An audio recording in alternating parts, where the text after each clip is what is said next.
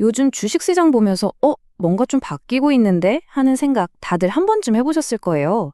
오늘은 바로 그 얘기, 시장의 거대한 흐름이 바뀌는 그 지점에 대해 한번 파헤쳐 보려고 합니다. 아, 이 그림 정말 올해 내내 익숙했던 풍경이죠. 소수의 거대 기술주, 빅테크 몇 개가 시장 전체를 그냥 막 끌어올리는 온통 초록빛으로 번쩍이던 바로 그 모습 말이에요. 네, 그리고 이 엄청난 지배력에는 이름까지 붙었습니다. 바로 매그니피센트 세븐. 이들의 영향력은 뭐 거의 역사책에 기록될 수준이었죠. 진짜 놀라운 건요, 시장에 얼마나 극소수에게 집중됐냐는 거예요. S&P 500에 500개 기업이 있는데 그중에 딱 7개. 이 7개 회사가 전체의 무려 35%, 많게는 40%까지 차지하게 된 겁니다. 정말 엄청난 쏠림 현상이죠. 와, 이들의 질주는 정말 대단했습니다. 이 그래프가 딱 보여주네요. 기술주, 통신 서비스 같은 섹터들이 다른 분야는 그냥 뭐 명함도 못 내밀 정도로 압도적인 수익률을 기록했으니까요. 그런데 말이죠. 영원할 것만 같았던 이 화려한 AI 파티에도 슬슬 금이 가기 시작했습니다. 이 상승세 과연 계속될 수 있을까 하는 의문이 고개를 들기 시작한 거죠. 가장 큰 걱정거리 중 하나가 뭐냐면요. 순환 자금 조달이라는 개념이에요. 이게 좀 말이 어려운데 쉽게 말해서 2000년대 닷컴 버블 때랑 비슷해요. A라는 회사가 B라는 회사에 투자를 해요. 그럼 B는 그 돈으로 다시 A 회사 제품을 사주는 거죠. 어때요? 겉으로 보기엔 매출이 막 오르는 것처럼 보이지만 사실상 약간 돌려막기 같은 느낌이 드는 거죠. 거품이 낄 수 있다는 우려가 나오는 이유입니다. 그리고 이게 그냥 뭐 일부의 우려나 뜬 소문이 절대 아니에요. 월가의 굵직한 기관에서 2026년 시장 전망 보고서에 이게 가장 큰 위험 요소다라고 콕 집어서 지목했을 정도니까요. 이건 정말 심각하게 봐야 한다는 신호죠. 이런 걱정이 벌써부터 현실이 되고 있습니다. 보세요. 브로드컴이라는 회사가 실적이 엄청 잘 나왔거든요. AI 관련해서요. 그럼 주가가 막 올라야 정상이잖아요. 그런데 웬걸? 오히려 11% 넘게 폭락했어요. 왜? 앞으로 마진이 줄어들 것 같다는 우려 하나 때문에요. 이젠 좋은 소식이 나와도 시장이 믿어주질 않는 그런 분위기가 만들어지고 있는 겁니다. 자, 여기서 정말 재밌는 그림이 나옵니다. 왼쪽을 보세요. 올해 전체로 보면 여전히 기술주가 시장을 이끈 것처럼 초록색이죠. 그런데 오른쪽, 딱 최근 한 달만 떼어놓고 보면 분위기가 완전히 딴판입니다. 새빨갛죠? 그 뜨거웠던 열기가 얼마나 빠르게 식고 있는지 이 두 그림이 극명하게 보여주는 겁니다. 그렇다면 똑똑한 돈은 지금 어디로 가고 있을까요? 빅테크에서 수익을 낸 투자자들이 그 돈을 빼서 그동안은 사실 좀 외면받았던 하지만 우리에게 아주 익숙한 곳으로 옮겨가고 있습니다.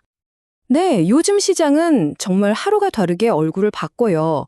어제 시장을 이끌던 기술주가 오늘은 힘을 못 쓰는 사이에 금융, 산업재, 헬스케어, 바로 이런 전통적인 가치주들이 새로운 주인공으로 딱 등장하는 거죠.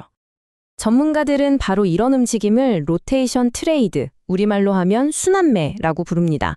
말 그대로예요. 그동안 너무 뜨거웠던 종목들에서 빠져나와서 이제는 좀 덜 올랐지만 튼튼한 새로운 기회를 찾아서 자금이 빙글빙글 도는 현상이죠. 그리고요, 시야를 조금만 넓혀서 미국 시장 밖을 본 투자자들은 와, 정말 대박이 났습니다. 미국이 아닌 다른 나라의 가치주들은 올해에만 무려 40% 가까이 상승했거든요? 엄청나죠? 자, 이런 흐름은 자연스럽게 우리를 S&P 500의 또 다른 얼굴로 이끌게 됩니다. 바로 그 거대한 7거인들의 그늘에 가려져 있던 나머지 주식들이죠. 네, 바로 이 숫자 493. 이제 시장의 관심이 매그니피센트 7을 제외한 바로 이 나머지 493개 기업에게로 쏠리기 시작했다는 겁니다. 심지어 월가의 일부 전략가들은 이 493개 기업에 새로운 별명까지 붙여줬어요. 인상적인 493.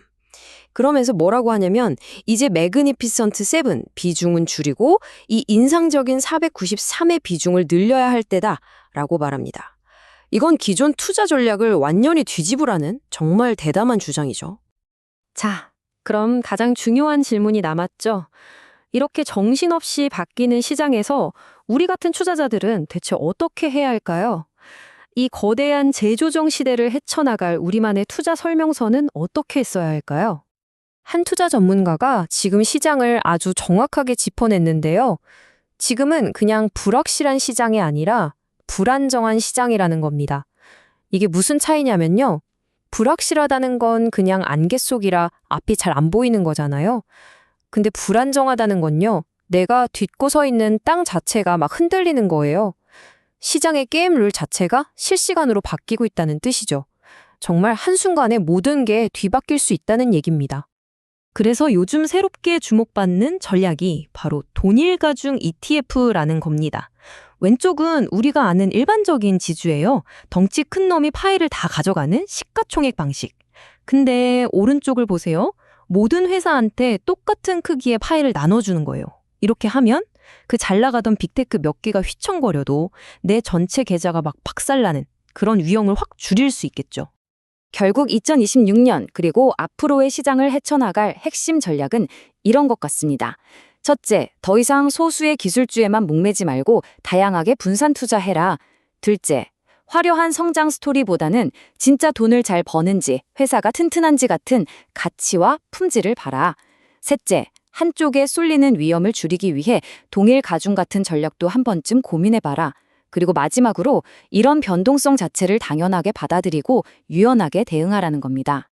자, 이 거대한 시장의 재조정, 이 흐름의 변화를 지켜보면서 우리에게 마지막으로 이런 질문이 남는 것 같습니다. 우리는 과연 한때의 뜨거운 거품과 과대 광고의 시대를 지나 이제는 좀 더 넓고 좀 더 건강한 시장으로 나아가고 있는 걸까요? 이 질문에 대한 답을 함께 찾아봐야겠습니다.